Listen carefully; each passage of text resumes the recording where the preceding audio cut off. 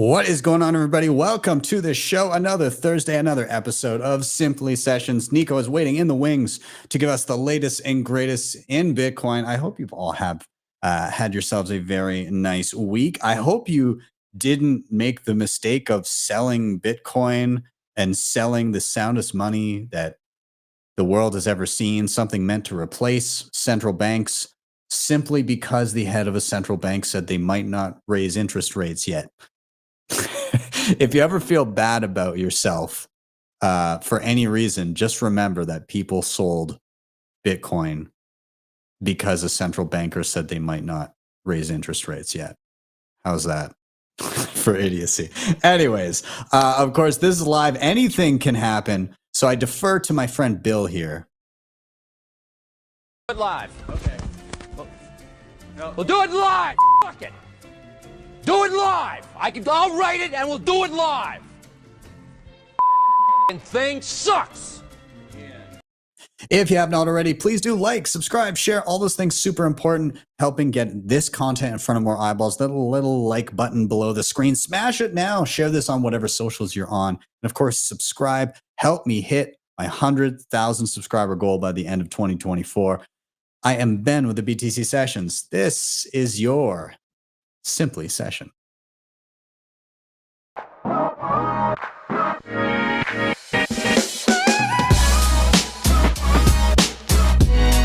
Hodl the Bitcoin.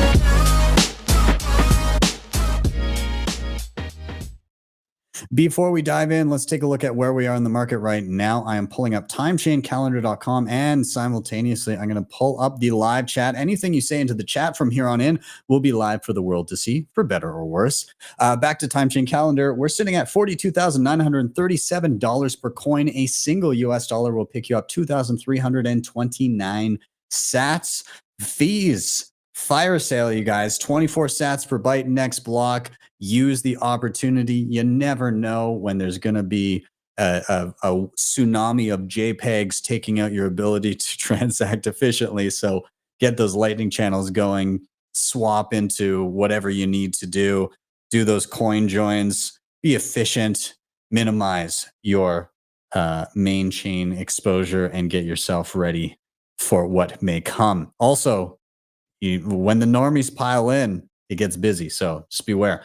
And of course, in terms of Bitcoin mined, we're sitting at 19.62 million of them. That is 93.41% of the total supply.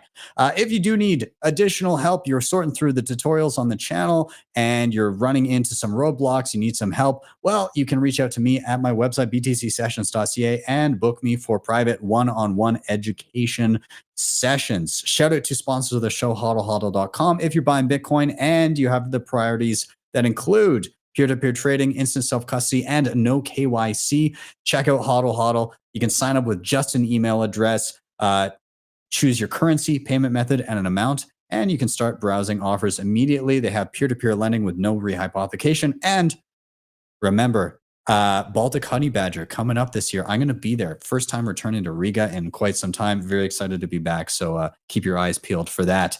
Shout out to CoinKite. Of course, when you stack some sats, you're going to want to secure it with some of the best hardware on the market. I love CoinKite. Cold Card, of course, is my go-to hardware wallet of choice. I've got all their goodies, tap signers, block clocks, sats cards, and I pre-order. Oh, God, it seems to be coming out pretty soon. The Cold Card queue, I can't wait to get my hands on them. If you want to pre-order one or pick up anything else I mentioned, head to CoinKite and use code BTC Sessions for checkout for a big discount. Backups are important. Seedor has one of the most beautifully designed and robust options on the market. Disc and capsule design in steel to keep your seeds safe from the elements, fire, water, corrosion. They have these full starter sets with everything you need to stamp 1 or 2 seeds. And if you ever need to swap out information, you can just get more discs on the cheap. Check them out in the links down below. Nunchuk has you covered with your multisig needs, namely assisted multisig with their Honey Badger option. Basically, on your mobile device, you can set up a multi-sig quorum with tap signers, cold cards, and plenty of other hardware options. Once it's all set up, it has baked-in inheritance planning, so your sats get to your next of kin if anything happens to you. And the whole thing can be done without KYC. You don't need to give up your private information to have it set up and working for you. Check them out at nunchuk.io. And finally, shout out to Start9, your sovereign computing solution. These guys have plug and play devices to host not only your Bitcoin stack, but your digital life. So you can host things like Bitcoin Core, your Lightning node, mempool.space, files, passwords, photos, Nostr relays and clients, AI tools, you name it, they got it. So you can check them out. They have everything from entry-level devices all the way up to what I'm running, which is the Start9 Server Pure. Head over to start9.com to check them out. And if you're looking at that high-end one, the Server Pure, you can use a code BTC Sessions with a plus sign at the end and get yourself 18% off. Anyways, enough with my rambling. Let's get Nico in here and start chatting news. Dude, good to see you. How you doing? Yo, what's up, dude? Happy to see you, like always. Excited for another episode of Simply Sessions. Yeah, man. How's the week been going? What's you've been good? You've been busy? Yeah, bro. I mean, working in Bitcoin, making content. It's cool. It's a brave new world now that I'm independent, but it's fun, man. It's fun. Yeah.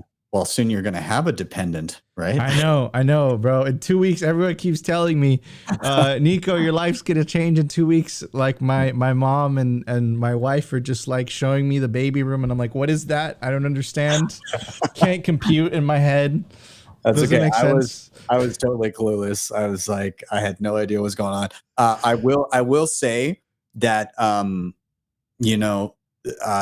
try not to make too many plans, because we had our delivery date and everything set, and then it was like 2 weeks prior, and we went in and they were like, oh no, we're inducing you tomorrow. And I was like, in my brain I was like, oh, I've got 2 weeks to get my life in order. And then it was like smack in the face of reality, like, oh God, I am a dad tomorrow.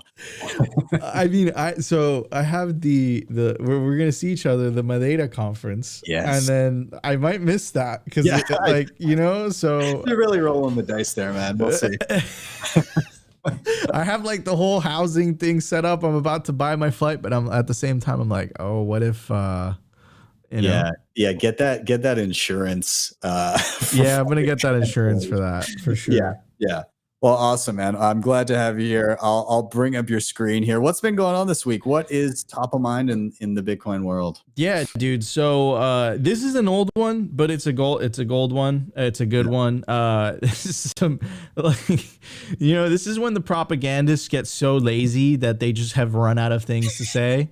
But it's absolutely hilarious. This is real. This is like actual mainland China news, and he had some things to say about Bitcoin. Well, if Bitcoin will become the ultimate type of a form of the currency been adopted by human society, I can tell exactly what's going to happen as the worst scenario or the must scenario. We're all going to die. I love it. Just not even like, oh, the bad things will happen. And we're all we will all die. You guys. Dude, that's a straight poker face. Like, no shame. Like, fuck you didn't even smirk. Isn't that crazy? This is wild. And what is this coverage? Where it's like China? This is like the Chinese state television. I wonder how many people watch this and were like, oh my God, we have to stop Bitcoin. Like it's over, bro. Wrap it up. It's done. Done. I like in the comments, John was like, well, he's not wrong. We will all die. I guess they do be facts though. They do be facts, but I guess they just ran out of things to say. They're just so lazy. They're just so lazy. Anyways, speaking of propaganda in other news, crazy. Okay. The U.S. is essentially grandstanding. Here is Representative Omar, and she had some things to say about President Nayib Bukele, who coincidentally his election is around the corner, and she had some things to say. So she wrote this letter to Secretary Blinken, Secretary of State. And she said, we are writing to express our significant concerns regarding democratic backsliding and an increase in reports of human rights violations in El Salvador. These concerns are especially pressing with elections planned for early next month, in which the incumbent President Nayib Bukele is running for an unconstitutional second term. The state of exception declared by President Bukele in March 2022 has provided the framework for tens of thousands of arrests without due process, including that of a U.S. citizen, and also served as a smokescreen for the targeted harassment of political opponents of the government, human rights defenders, environmental activists, and others. President Bukele has also, during his first term, overseen the militarized harassment of the legislature, a significant erosion of judicial independence, and the de facto criminalization of civil society. With the election approaching, this crushing dissent and restriction on multi-party democracy has extended to the arrests and arrest warrants of political opponents, including the former Salvadorian ambassador to the United States, Ruben Zamora. Much of this persecution has been done with the active complicity of El Salvador's judicial system. Okay, so it's blah, blah, blah, blah, blah. But the point is that, okay, Nayib Bukele is a threat to democracy. He's arresting his political opponents. This is horrible. This guy's, breaking due process, et cetera, et cetera. Let's take a look at what some of the Bitcoiners had to say, because the comments were golden. Dylan LeClaire said, you need to go back. Stacy Herbert said, how exactly do you define democracy? The will of the people is all that matters. It is their inalienable right to self-determination. The people of El Salvador support President Nayib Bukele and do not want to return to plunder, mayhem, and murder of the previous era. Here is the El Salvadorian ambassador to the United States. She says, please don't get involved and interfere in the election of a sovereign country. Here is her getting community noted, saying the president of El Salvador democratically won the elections in 2019. His party obtained democratically a majority in the legislative assembly. A president can be reelected in El Salvador if in the 6 months prior to taking office, he was not in charge. Nayib Bukele goes, we are honored to receive your attacks just days before our election. I'd be very worried if we had your support. Absolute king troll. And then here's Pierre Richard. He says, this reminds me of when Senator Bob Menendez, who represents Egypt in the U.S. Senate, also criticized El Salvador. Bob Menendez was that senator that was found with gold bars in his trunk, and he was lecturing us about how Nayib Bukele is corrupt, even though he was caught corrupting. Yeah. Okay, so let's talk about democracy because they love to bring that up. So Nayib Bukele is the most popular president in the Americas, and every single one of these polls, his poll numbers do not go under 80%. The lowest one is 80.1. He's poll numbers for the recent election, he's up like 84, 85%. If you combined all the other candidates and you combine their poll numbers, it doesn't even break 10%, just to kind of give you an idea of how popular this person is. And if you compare that to the United States, Joe Biden's approval rating is 38%. And, Representative Omar is on the Democratic Party. And I just got to say, the leading political candidate of the opposing party in the United States was arrested in New York City. So I find it kind of, hypocritical and who are they to lecture anybody if they're doing the things themselves? This is like total clown world. This is insane. You can't look. If you live in a country where the leading political opponent, whatever you disagree with him, the fact is that half the country supports him. He won the primary in Iowa. He won the primary in New Hampshire. Most likely it's going to be Trump versus Biden, and the opposing political party is charging him with crimes. Yeah. That's what you're saying Nayib Bukele is doing. Who are you to lecture us, essentially, And again, as an immigrant, as someone who has a Hispanic background, I find this racist as fuck. I'll be blunt. This is messed up.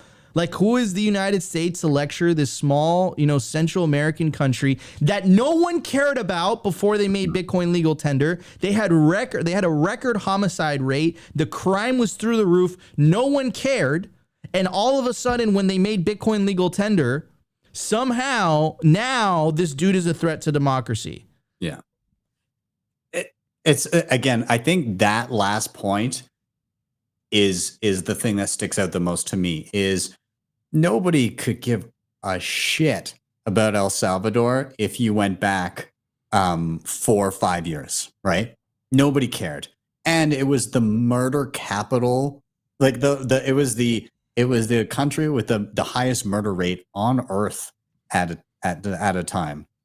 And now the homicide rate is below the US. And so like the change in quality of life for people there is quite stark. And so if there had been outcry about the horrible conditions prior, maybe there would be a leg to stand on and say like, well, you know, we recognize that things have improved, but also we're worried about the trajectory. But the fact that nobody cared prior to this, and now for the vast majority of the entire country, things are markedly improved, and they can actually go out at night and enjoy their lives and everything. And whether or not you agree with the tactic that is used to ensure that safety of the people, that again, if they're talking about democracy, people are voting for this. It's not like they're like rigged elections or anything. Like the people voted, and this is within the laws. Even if he put it to the people and said, should we change this rule, and they voted for it, that's democracy, right? So it's kind of like, well, I mean, what's your problem?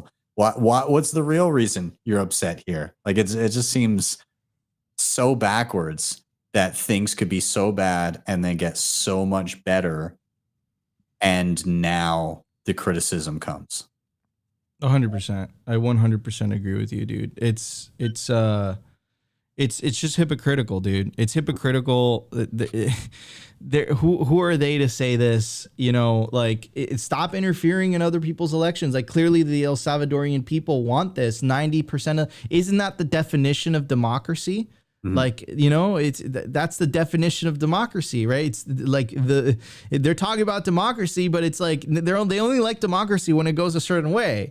Yeah. So is it really democracy that they want? You know. Anyways, so yeah, that's what's happening in El Salvador. U.S. is interfering in foreign elections of the Bitcoin country, which is interesting, but also not surprising. And then on the home front, actually, there's two big news, right? The continued attack on Bitcoin miners, it accelerates, not only in the United States, also in Europe, right? So here's Pierre Richard. He is the VP of Research at Riot, so he probably knows something. And he says, Biden has declared a federal emergency because Bitcoin is winning. Pierre is such a troll. And the highlighted line is absolutely hilarious. As evidence, the price of Bitcoin has increased roughly 50% in the last 3 months. And higher prices incentivizes more Bitcoin mining activity, which in turn increases electricity consumption.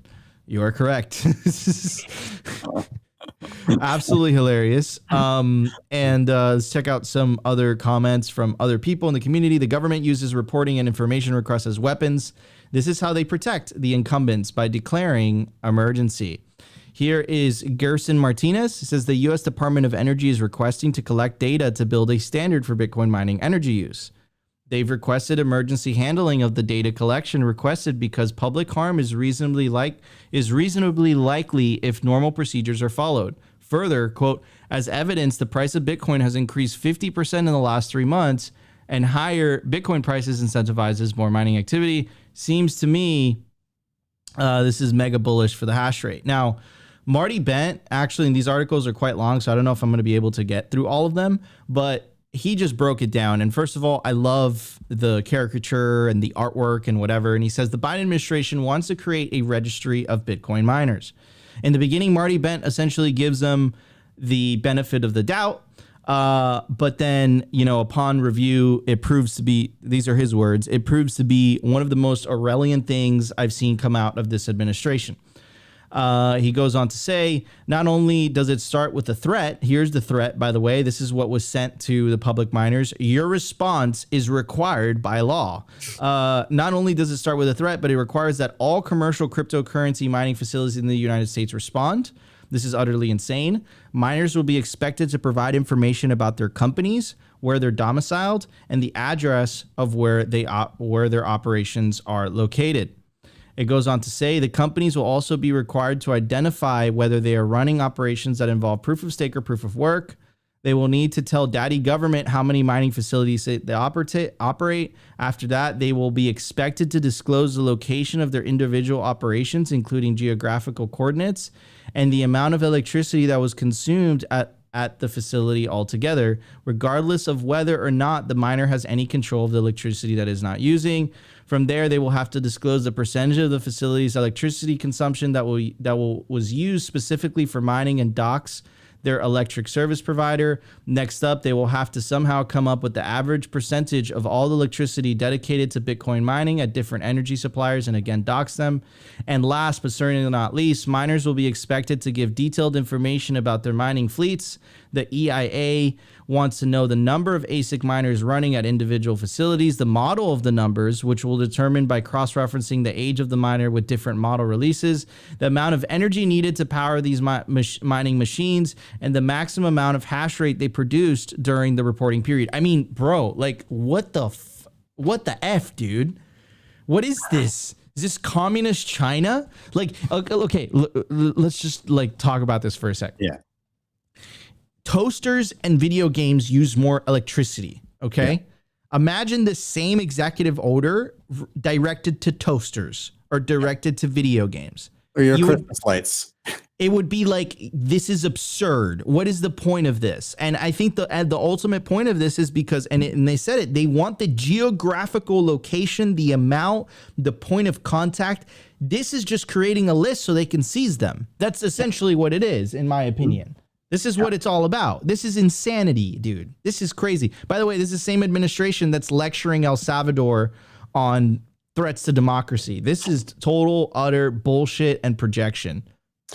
I think people need to get some hash rate the fuck out the US. Yep. Like, and that's the funny thing, because that's what would happen, right? It would be they crack down and they say, oh, we're shutting all this down. You're not allowed. We already saw it.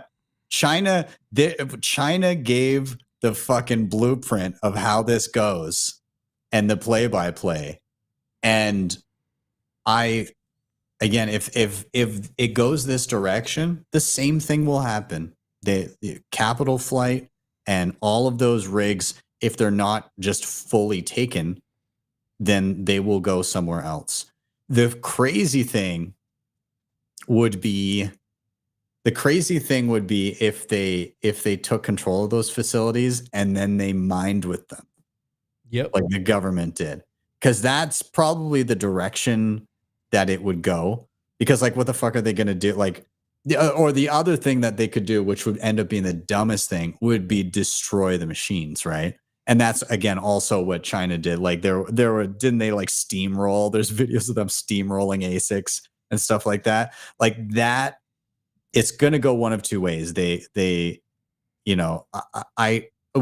Assuming that this administration kind of gets what it seems to want, it would be either in those scenarios, it would either be they take it and destroy them, or they take it and then in the end they end up mining them again. Or maybe they do the same thing they did with all those confiscated Bitcoin, is they sell off the assets, not realizing that how much more they're going to be worth over time. Yeah. So I don't know, man. It's insane to see. And it's hilarious. I bet there's not a mention of where do you get your power from and how much of it would have been wasted. It doesn't matter. It's crazy. I don't think it matters. Like it's just like, I don't think it matters to these people. I think these people are just hell bent on. And like the awesome part about Bitcoin is that it exposes incentives, and the tyranny eventually boils down to the surface. Like there's only so much terrorism, money laundering, energy, like it gets tiring, and people, once they get educated, they're like, wait a second, hold on. Like the vast majority of illicit finance is conducted using the traditional fiat rails. Bitcoin only uses stranded and otherwise wasted energy. Like once you get to start the truth, you're like, wait a second, then why are they lying? Like why are they so hell bent? And they stick to the lie. They're not interested in the truth. Yeah. Right. So again, and the thing that they don't address here either is that they're assuming, like a lot of the argument is they're assuming that there's an opportunity cost. Like, oh, well, this energy could have been used for something else.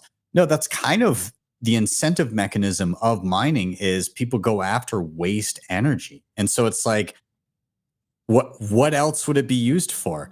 It's already being produced. What do you want to do with it? If not this, then what? And the answer is probably fucking nothing, right? The answer is that the prices for electricity in that jurisdiction will just go up because there's going to be no buyer of last resort. No less energy will be produced because they have to have peak consumption considerations, right? They've got to have everything humming at the absolute peak demand. And again, that energy just goes nowhere, and none of the electricity costs are subsidized. And so then that cost gets thrown onto the consumer. Meanwhile, as you compared toasters and all that shit, that comes directly from the grid and is paid for. And like it's not waste energy that's powering your toaster. It's like it's part of the demand, of the peak demand that is generated. 100%, 100%. Again, it's a misrepresentation of the facts in order to achieve a certain political end goal. And here it's not only in the U.S., Europe as well. This article dropped January 30th, so a couple days ago. The EU is attacking proof of work. It goes on to say, here's something that's not being talked about enough in Bitcoin circles. The European Union could potentially enshrine the technical standards, specifically certain requirements of markets and crypto asset regulation, MiCA, as laid out by the European Securities Exchange and Markets Authority later this year. If passed, it would kneecap Bitcoin mining across the EU. It goes on to say, as should be expected from a collectivist society. I mean, Marty's injecting. I mean, he's saying his point of view there. That has completely shot itself in the foot over the course of the 21st century with objectively suicidal energy policy. The ESMA's main grip with Bitcoin is its energy consumption, preferring that Bitcoin transition to a less energy intensive proof of stake consensus mechanism, pointing to Ethereum as a responsible project that successfully made the transition. Of course, Ethereum is co-opted, right? We know that the vast majority of Ethereum transactions happen, most of Ethereum nodes, better said, are run on AWS servers. So it's not actually run by Vitalik, it's run by Jeff Bezos. And if it's run on AWS servers, it is co-opted. So it goes on to say, while the focus of these requirements focuses on the impacts of proof of work, the ESMA is trying to economically de-incentivize or even prohibit investment into any Bitcoin or Bitcoin adjacent products as a fight with a threat to environmental security. This makes it sound like the EU would enact tax policies that would make it uneconomical for entrepreneurs to start Bitcoin businesses or outright ban people from starting any businesses that is Bitcoin related due to the fact that it would be anchored to Bitcoin's proof of work in some fashion. Beyond this, their jurisdiction for the abolition of proof of work is that it threatens Europe's energy security. This is real rich when you consider the fact that the biggest threat to Europe's energy security is the energy policy that it has set over the last 20 years. The death pact, better known as net zero carbon emissions, has created an artificial scarcity of energy infrastructure that has put the EU at risk. Bitcoin miners are not the problem. If anything, they could be a crucial part of the solution if Europe gets its act together. Like, it goes on, blah, blah, blah. You guys get the point, right? The United States, Europe, all misrepresentations, right? And like, oh, like, what a coincidence. Well, it's Bitcoin. Like, what a coincidence. It's Bitcoin mining. What about the toasters?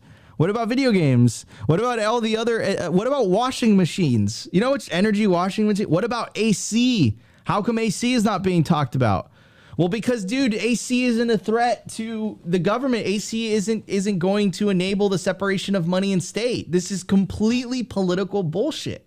It has nothing to do with energy use. It's just fucking lie, in my opinion. Yeah. I mean,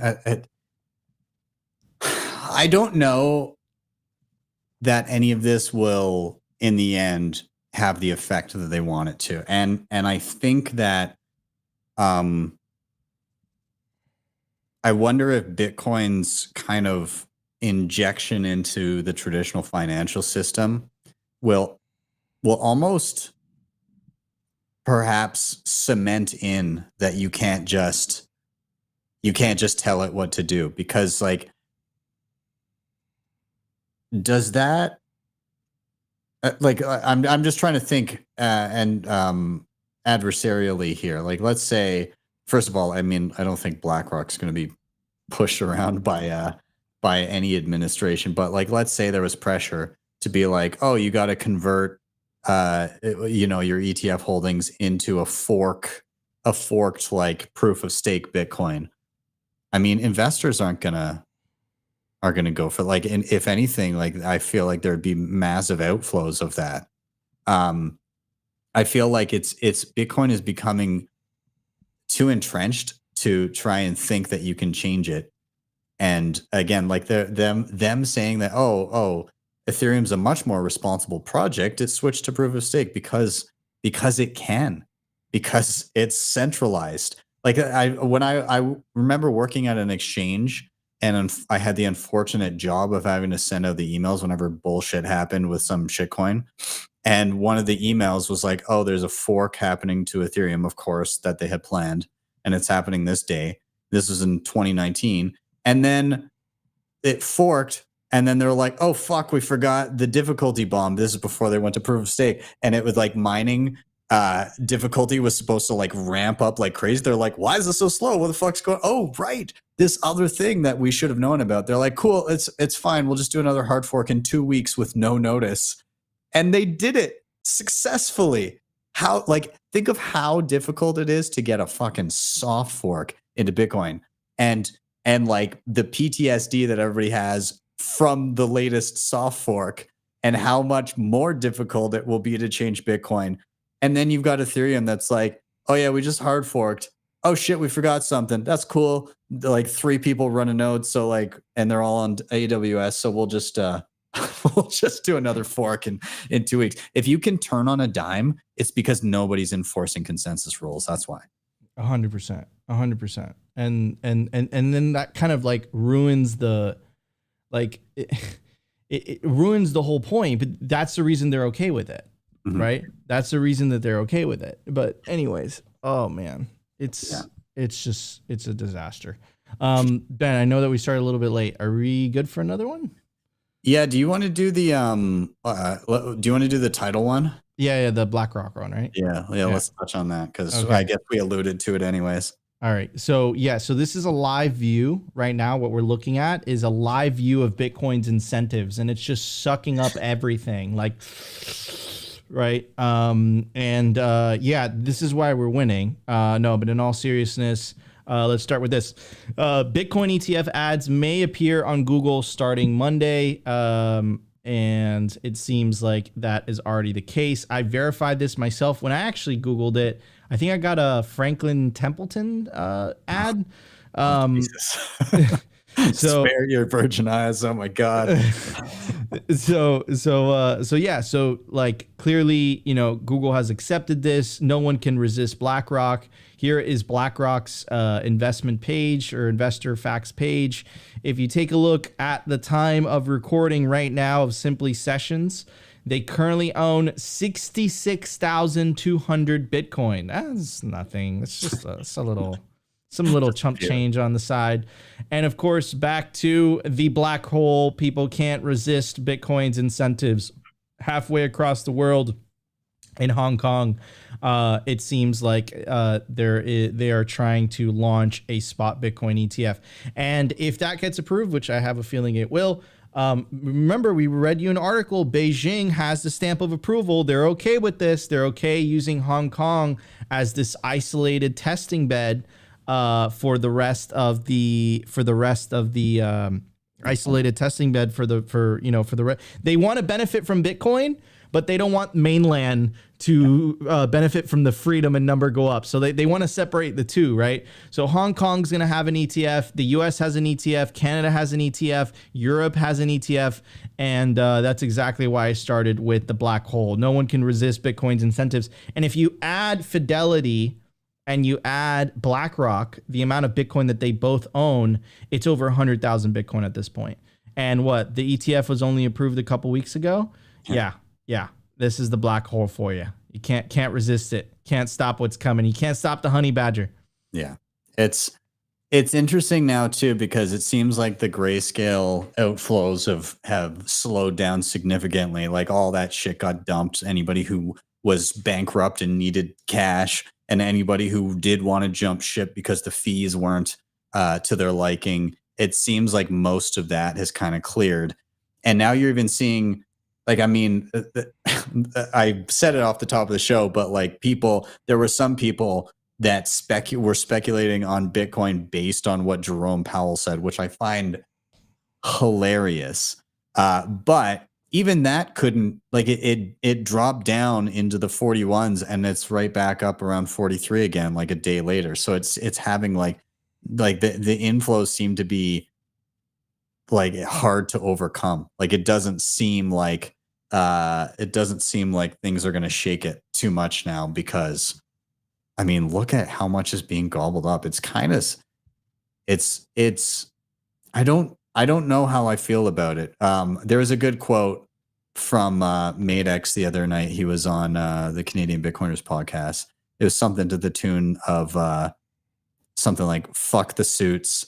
I don't want them to own Bitcoin. They're the whole reason for this mess. They don't deserve it, or something like that. Like, and yeah, I mean, it's unfortunate that because Bitcoin kind of reaches the fringes of society first, it'll reach the most disenfranchised, but it'll also reach the richest people that recognize that it's a way to preserve their purchasing power. And that means that the people that were super successful at exploiting the fiat system have that first inroads to stack a shitload of corn and save themselves from the oncoming fiat apocalypse. I love that. Oh, the fiat politics. Yeah, 100%, bro. I think you hit the nail on the head. It is quite strange. It is quite strange. You know, we hit 39, but we went right back up to 43. It is going to be weird, but I'll tell you what, Ben, like, you know, the general consensus right now is that like diminishing returns, and Bitcoin tends to do the exact opposite of what everyone else is thinking. And I remember the last narrative of the last bull market was 100K, 150K Bitcoin guaranteed. Mind you, that was 2021. Right now, everyone's like, oh, 100K, 150K. Now, I'm not speculating, but what I'm trying to say is that the general crowd, the general consensus is really buying into diminishing returns. We're going to only hit 100K, 150K. And Bitcoin tends to do the exact opposite. And the reason I'm saying all of this is because, like, take a look at how much Bitcoin they're buying. And here's the thing. There's not enough to go around. Right? Like there's only so much Bitcoin on the market for them to buy up. And then it's over. There is no more, right? Which means the price is going to go up, right? Yeah. So, yeah, I mean, this is a perfect storm or a black hole, in my opinion. Yeah. Yeah, man. Don't sell your corn to BlackRock. Hold those sats precious. Exactly. Anyways, that was a lot of fun, like always. Guys, this was your Simply Sessions. Ben, I will see you next week. Take it easy, brother. Later. Have a good one. All right, everybody else, stick around. We got a few things I want to highlight for you before we close out the show. A few cool things that have been coming out. I want to give a shout out to Damus. So if you're unfamiliar, Nostr client for iOS, and it's awesome. I did a video on it a ways back, but they were, JB was basically worried that he couldn't stay on the project because like he got grants and stuff like that, but like at the end of the day, you got to pay the bills. And I remember on Twitter, some idiot suggested that he make like a Nostr token and then do a pre-sale. And he basically said, go fuck yourself. Like, this is not how we do things. Well, kudos to them, because rather than going the ICO Nostr token route, they just said, hey, Nostr is free to use, but if you want to support the project, we decided to create additional value, add additional features. And if you want to become a member of Nostr Purple, then you can sign up and pay X amount per month to be part of it. And they've got, again, it's 15,000 sats for a month or 150,000 sats for a year. And you get a bunch of additional features. So he basically says, we're pumped to announce the launch of Damus Purple. You can be part of the roadmap for the year to come and beyond by supporting our team with this optional membership. Currently, it's in test flight users only on the App Store. Thanks for joining us in the wild. Premium features currently include automatic translations of posts, and more perks are coming soon. So if you want to support Will and what he's doing with Damus, then yeah, go get yourself Nostr Purple. I'm not an iPhone, but I think I'm still going to do it on my iPad and support, in my opinion, what's a solid project. Also, shout out to Zeus. They just had a solid update with 0.8.1. It allows import of Nostr context. You can just enter your npub or your NIPO5 address, and Zeus will add your Nostr contacts into it. You can have a standalone point of sale with inventory management, which is really, I've been playing around with it. You can like add items and give them prices in dollars or sats. You can do contact sharing via QR code. You can have persistent LND. So this quote here, Android users now have the option to keep LND running even when Zeus is closed. This enables instant Zeus Pay redemptions and makes zapping faster. Additionally, this work paves the way to implement Nostr Wallet Connect down the road. Yeah, also improve the send view, a whole bunch of different other stuff. But yeah, Zeus added shipping the features. Awesome. Also in the same realm, Mutiny Wallet. They added pay join support, which is basically as you're spending at a merchant, if the other person has a pay join enabled wallet, well, it makes every spend look like and actually become a coin join, which is super awesome. And also shout out to BitCold, who's been on the show here before for Why Are We Bullish? He's super bullish on pay join, and kudos to him. Yeah, they also made some underlying changes to Nostr Wallet Connect in Mutiny. We've switched over all the new connections to use our new stir-fry based relay instead of using Blaster. Yeah, so anyways, lots of cool stuff coming out of Mutiny Wallet. Love to see what they're working on there. Also BitKit, I don't know if you've tried it. I played around with it a little bit. You know, respect what they're doing.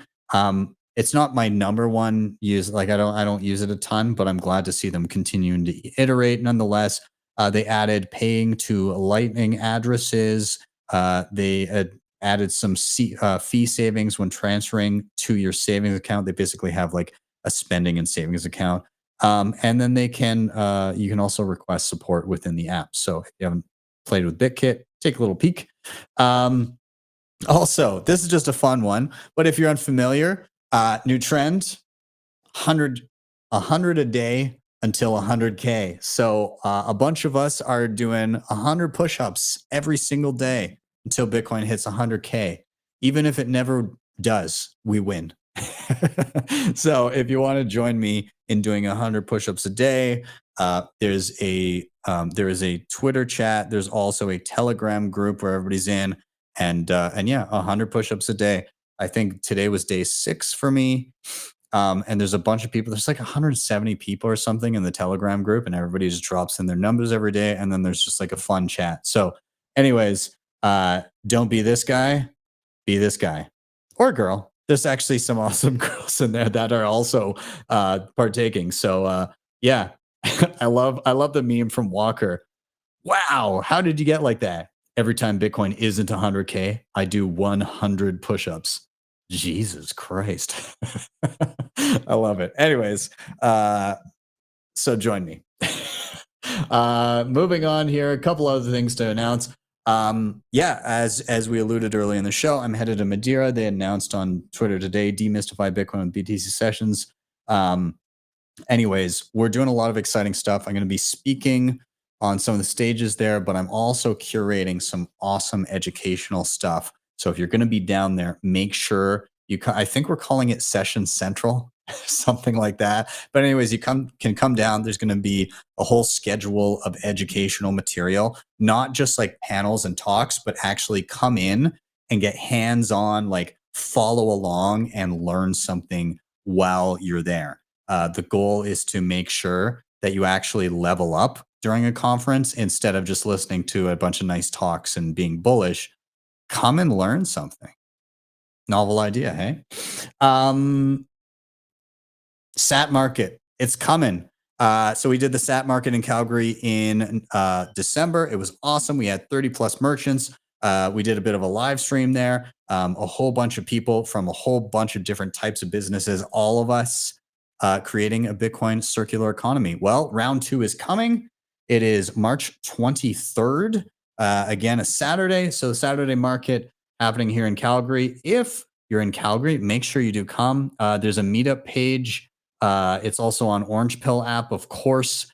And it's listed on my website as well. So if you just go to btcsessions.ca and go to events, you'll see it there and you can get all the information. But even if you can't make it, please do go and share out the event everywhere and raise awareness, not just to try and get people to attend, but also to encourage people to replicate it. I want to see more of these start popping up around the globe. The only way that you can truly step out of the fiat matrix is to just build your own community. Get to know the Bitcoiners around you and build meaningful relationships with them, and build a community where you are immune to the fiat disease, right? And I agree. I see Roman in the chat there. You should open source the blueprint to replicate this. I'll do my best. I'm trying to take notes. I will start taking some more in-depth notes and suggestions, and get more suggestions from other people, and try to put something together so that people can then add to it over time.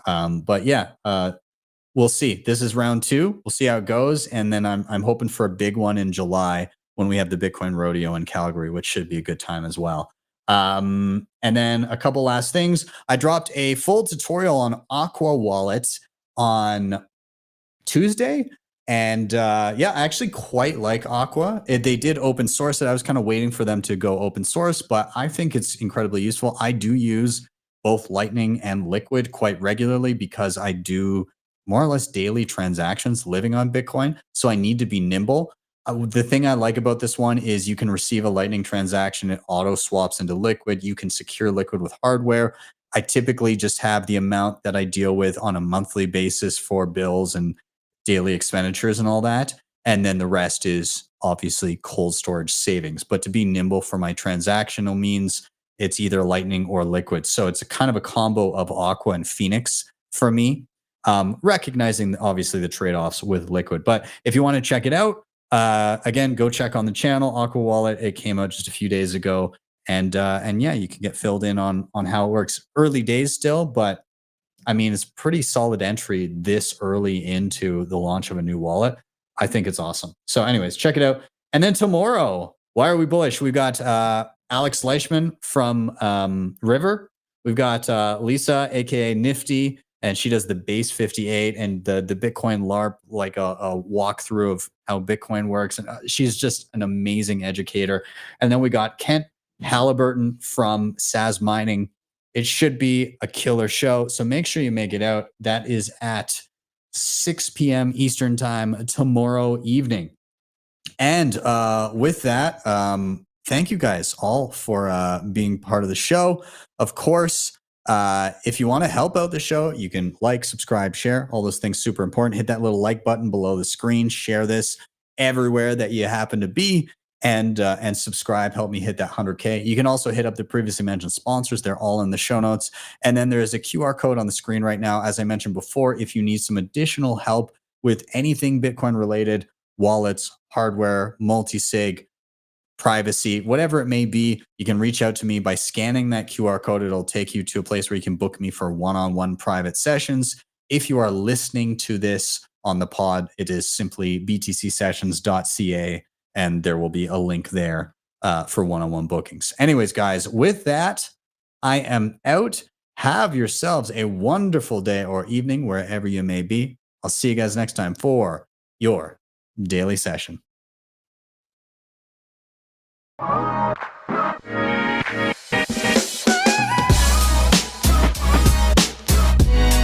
Hodl the Bitcoin.